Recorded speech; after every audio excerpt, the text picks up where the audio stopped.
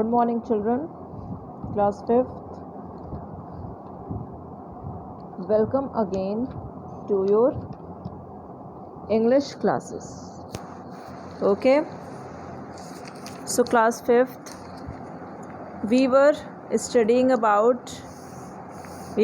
lesson number 6 in your English language book, and we were studying about the adjectives, degrees of comparison.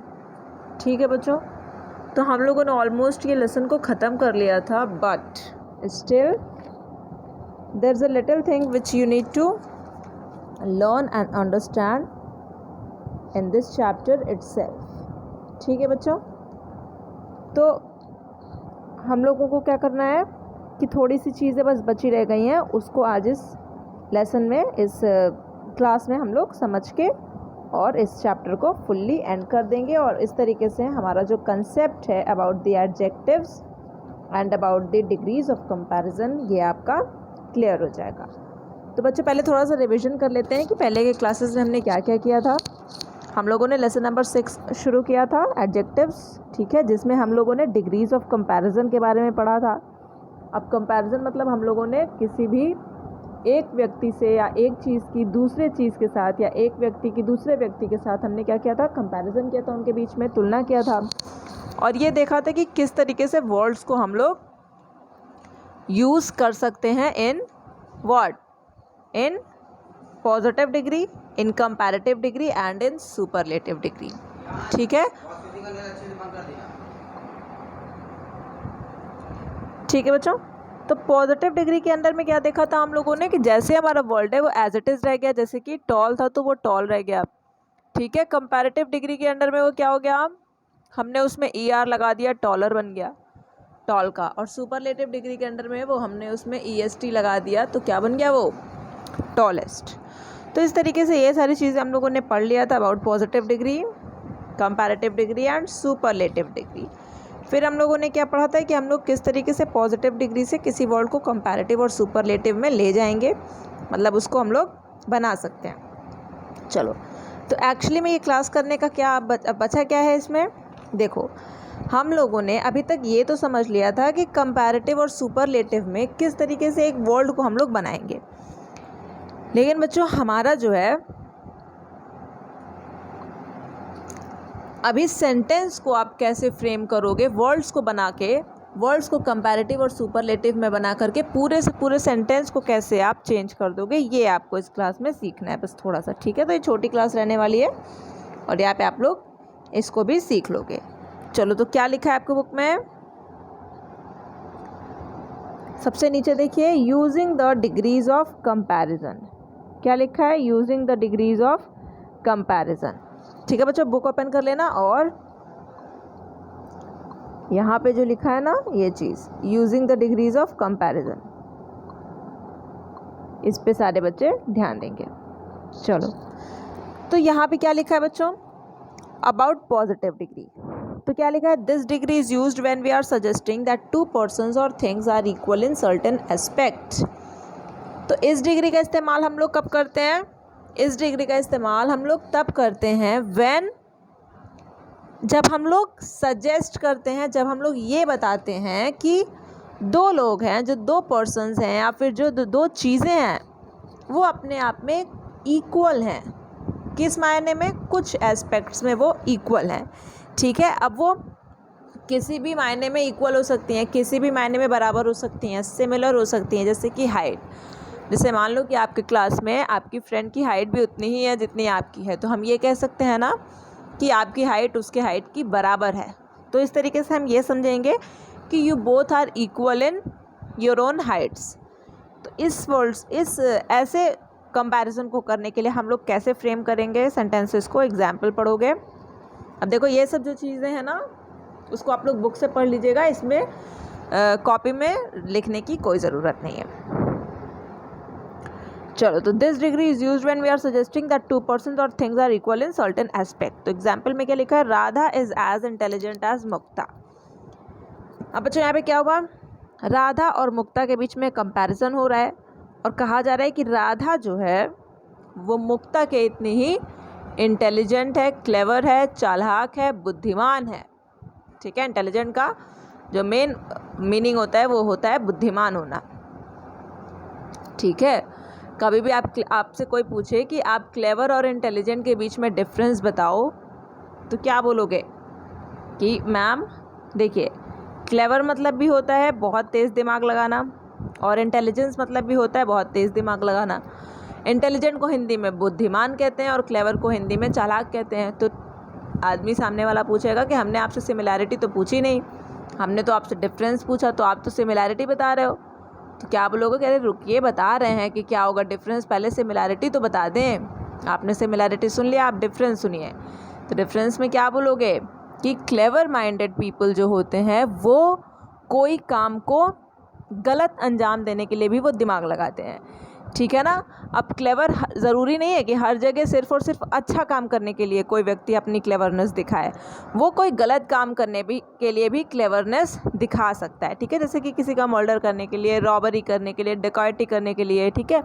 तो वहाँ पे भी क्लेवरिटी का use हो सकता है। लेकिन इंटेलिजेंस का यूज़ कहाँ पे होता है? इंटेलिजेंस का यूज़ सिर्फ और सिर्फ पॉजिटिव वे में होता है, उसका कभी भी नेगेटिव वे में यूज़ नहीं होता है। किसी भी नेगेटिव वर्क को कोई पर्सन करेगा तो हम ये नहीं बोलेंगे कि that person was very intelligent, हम लोग हमेशा यही बोलेंगे कि that person was very clever. अगर वो पॉजिटिव सेंस में काम कर रहा है, अगर वो कुछ अच्छा कर रहा है, तब हम उसको इंटेलिजेंट बोलेंगे। जैसे कि पुलिस ऑफिसर्स होते हैं, वो थीफ को पकड़ने में बहुत इंटेलिजेंस का यूज़ करते हैं, ठीक है। तो हम लोग क्या बोल सकते हैं कि the police officers use their intelligence power while searching for the thief. तो इस तरीके से आप इन दोनों वर्ड्स के बीच में डिफरेंस भी समझ गए। चलो example number 2, for suggesting equality we use as. तो देखो, जब इक्वालिटी की बात आती है, मतलब जब हम ये बात कर रहे हैं कि दो लोगों के बीच में समानता है, मतलब मुक्ता उतनी ही चालाक है, राधा उतनी ही चालाक है, दोनों ही आपस में क्या है, एक दूसरे के मायने में चालाक है, मतलब वो जितनी चालाक वो है उतनी चालाक वो भी, इक्वालिटी की बात हो रही है यहाँ पे। तो यहाँ पे हम एज का यूज़ करेंगे। किसका? ये शायद हमने आप लोगों को पहले भी क्लासेस में बताया था, लेकिन आपके बुक में एकदम लास्ट में दिया हुआ अलग से। एज लिखोगे, फिर यहाँ पे आपका जो वर्ड है वो लिख दोगे, फिर क्या लिख दोगे? एज। तो इस तरीके से आपको पॉजिटिव डिग्री में करना होगा। उस तरीके से क्या लिखा है second example, the bus is as fast as the truck. तो बस उतनी तेज़ दौड़ती है जितनी की ट्रक दौड़ती। चलो अब आ जाओगे, पेज पलटोगे।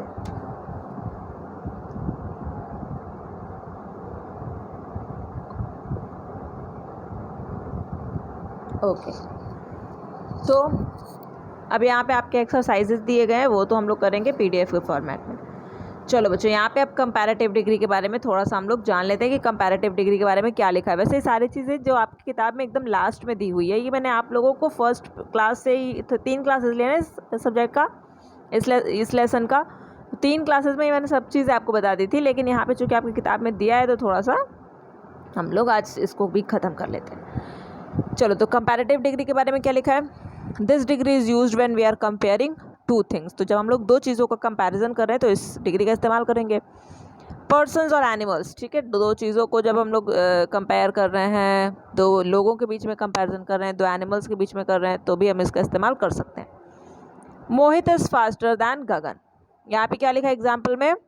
मोहित जो है वो गगन से तेज़ दौड़ता है। तो Mohit is faster than Gagan. तो यहाँ पे क्या है? We with comparative degree we use than. तो यहाँ पे ये सारी चीज़ें मैंने आप लोगों को बताई थी कि यहाँ पे जो वर्ड है उसके बाद में क्या लिखोगे? दैन का यूज़ करोगे। किस वर्ड का यूज़ करोगे? दैन का, THAN, दैन का। तो वही बात हो गई कि मोहित जो है वो गगन से फास्टर दौड़ता है, वो ज़्यादा तेज़ दौड़ता है गगन से मोहित। तो फास्टर के बाद क्या यूज़ कर दिया? दैन, ठीक है। उसके बाद आपके सेंटेंसेस जो दिए गए ये हम लोग करेंगे in the format of PDF। आप लोग खुद से भी ट्राई करना बच्चों होमवर्क में करने की।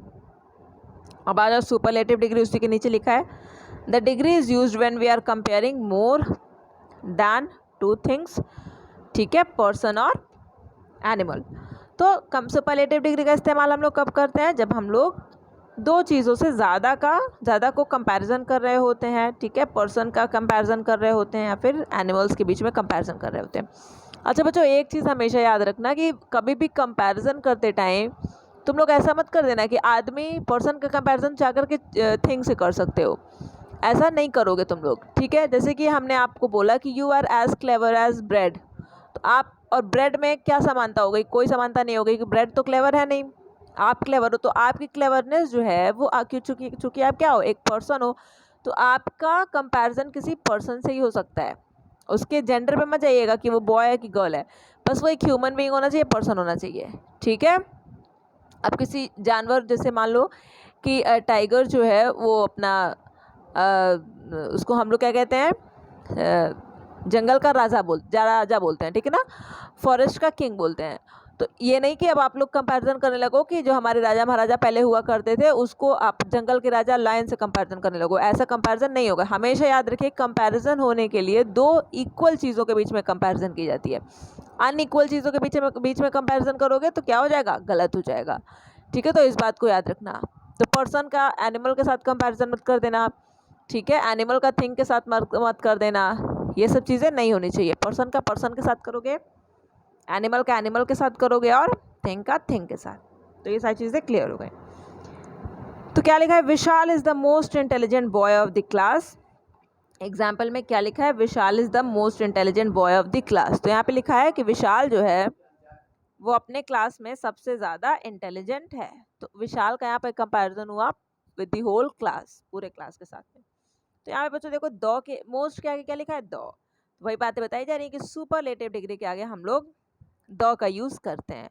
तो ये सारी चीज़ें आपको बुक में लिखने की ज़रूरत नहीं है, just write down the exercises which I will send you in the format of PDF। Okay class, so if you have any query or any doubt, you can ask here only on this comment section of your video, ठीक है बच्चों। कोई भी बात हो आप हमसे YouTube के कमेंट पर पूछिए, आपको रिप्लाई मुझे जितनी जल्दी टाइम मिल जाएगा मैं उतनी जल्दी दे दूंगी, ठीक है। कभी कभार क्या होता है, बच्चों का तुरंत मैं रिप्लाई कर देती हूँ, कभी कभार 15 मिनट बाद या फिर 1 घंटे बाद, कभी कभार ऐसा होता है कि मैं 1 घंटे बाद एक रिप्लाई करूँ। वैसे तो मेरी रिप्लाईज तुरंत चली जाती हैं, लेकिन अगर आपको कोई परेशानी है और कोई रीजनेबल परेशानी है, जैसे कि हमने आप लोगों को पहले की क्लासेस में बताया था ना कि कोई भी फालतू का क्वेश्चन नहीं यहाँ पे डालना है, जो रीजनेबल आपके प्रॉब्लम्स हैं आप वो हमें पूछ सकते हैं, ठीक है। चलो, तो कोशिश किया करो कि यहीं पे आप अपनी क्वेरीज को रिजॉल्व कर लो ऑन दी YouTube इटसेल्फ, ठीक है बच्चों। Okay class, thank you, take care.